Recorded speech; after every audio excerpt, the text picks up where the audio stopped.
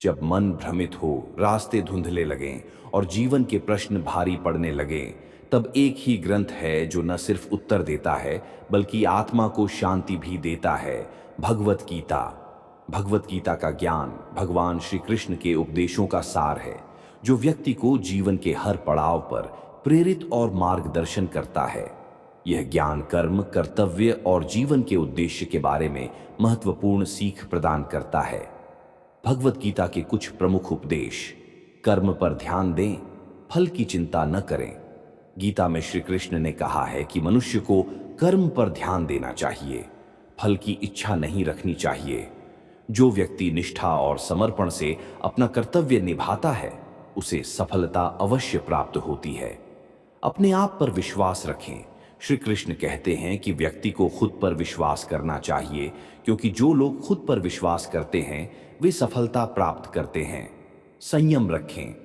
श्री कृष्ण कहते हैं कि सुख और दुख दोनों परिस्थितियों में संयम से काम लेना चाहिए। दुख और सुख जीवन के स्वाभाविक पहलू हैं और इन दोनों में संतुलित रहना चाहिए।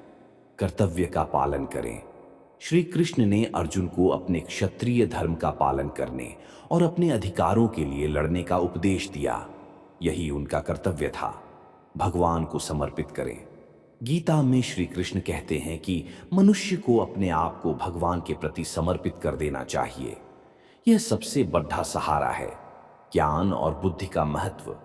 श्री कृष्ण बताते हैं कि ज्ञान और बुद्धि में अंतर होता है। आध्यात्मिक अभ्यास के माध्यम से प्राप्त ज्ञान से बुद्धि उत्पन्न होती है, जिससे व्यक्ति को जानने योग्य कुछ भी नहीं बचता। गीता में श्री कृष्ण ने अर्जुन को बताया कि कर्म योग जीवन का सबसे बड़ा योग है। कर्म योग का अर्थ है कर्म को फल की अपेक्षा के बिना निष्ठा और समर्पण से करना। गीता में भक्ति योग को सर्वोच्च योग बताया गया है। भक्ति योग का अर्थ है ईश्वर के प्रति प्रेम पूर्ण समर्पण। गीता में ज्ञान योग को भी महत्वपूर्ण बताया गया है। ज्ञान योग का अर्थ है ज्ञान प्राप्त करना और उसे अपने जीवन में लागू करना। भगवत गीता का ज्ञान व्यक्ति को जीवन के हर पड़ाव पर प्रेरित और मार्गदर्शन करता है।